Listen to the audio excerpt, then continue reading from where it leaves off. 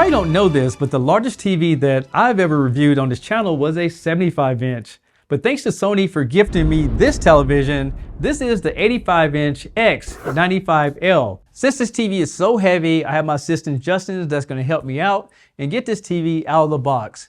So Justin, are you ready? This thing weighs about 150 pounds. Yeah, let's do it.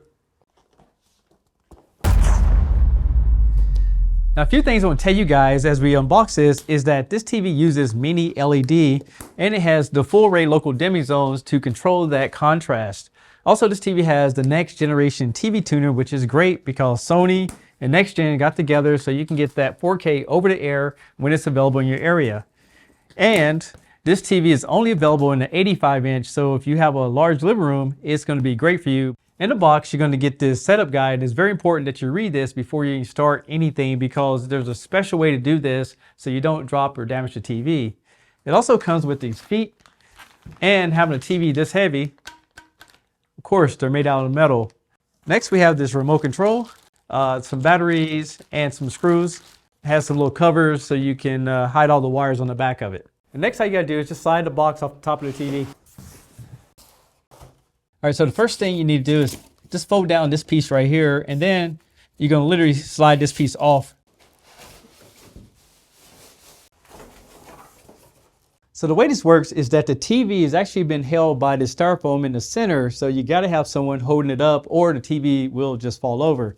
Now these are metal feet, and you see they're shaped like a V, and they have little rubber feet right here, and they're clearly labeled left and right so you know which side to put it on. At first, I thought this was a silly design because when you put the feet on, you got to lift it up while you screw it in. But the reason they did that is whenever you put the screws in, these little grooves will help hold the weight so the TV will stay on the stand, which is pretty ingenious, actually. So now we got everything out of the box. I just want to show you guys the back of this television. Over here, we have the Bravio logo, and you can see it has this checkerboard finish, and you can mount it on the wall right here with these 4 screws. So you can mount it, but it will take a heavy-duty bracket. The average bracket probably just won't hold the weight. Before I add all the covers on here, I just want to show you guys this. On this side, you have 3 holes. So if you do put the feet on the outside over here, you can raise it up or lower it down because of the way that's designed. Now these covers right here, they basically just go in here and then you just snap it into place. And the power cord actually goes down here, and that's probably why it's attached versus having a separate one, because they want to make sure that you can keep everything stuffed. And then once you get that all set up, you just snap it into place and you're good to go. Now let's talk about the inputs on the back of this TV, and it has plenty. First of all, it has this built-in switch right here that you can turn off and on. And this is gonna allow you to control the Google operating system hands-free, and that's a pretty cool feature. In addition to that, you have 2 USBs, and one of these is USB 3.0. You have a fiber optic output to go over to your audio system.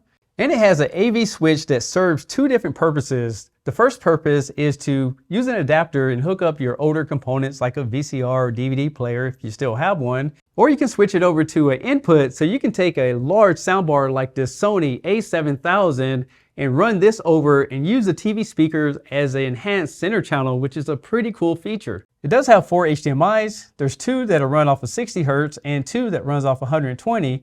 But this input right here allows you to connect it to that soundbar with eARC to get Dolby Atmos outputs. You also have a LAN connection connected direct to a router, and you have a RC232 port and an IR input so you can control it with external devices.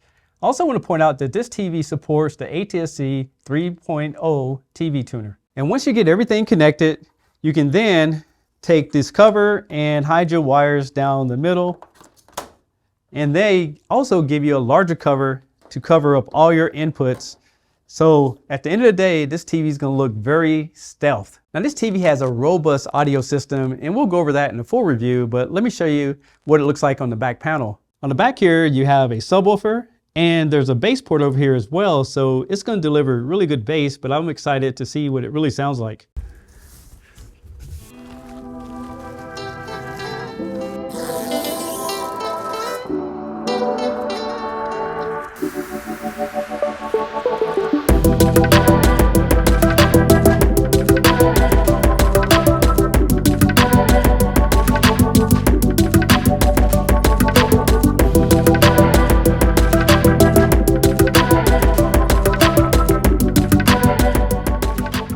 TV has a lot of features. In fact, I'm breaking this up into 3 separate videos, and I'm going to show you guys a picture test and some calibration on the next video.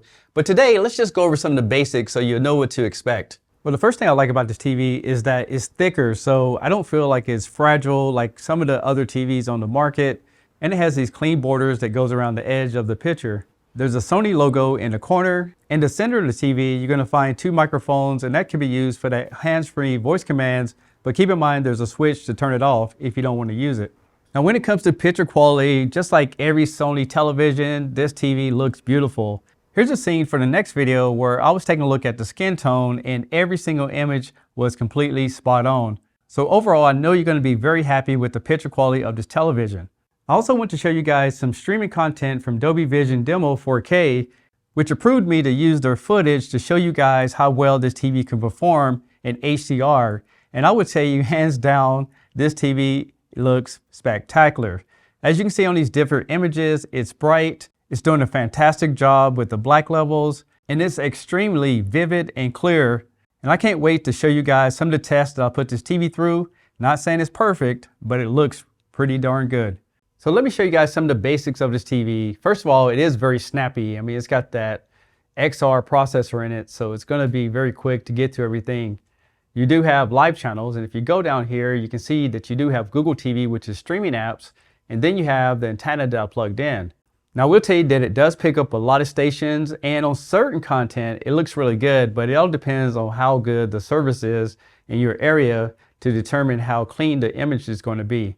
And this is what the TV tuner looks like. You can see the channels up here, and it's powered by Grace Note, so that's what brings in all these labels for everything.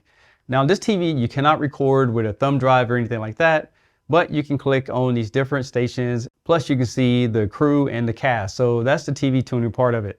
And just so you guys know, I haven't been able to pick up any next-gen content yet here in San Diego. Now, you do have an app store, and one thing that pops up here is Crunchyroll, which is owned by Sony. And this TV does support Bravia Core, so let me show you what that looks like.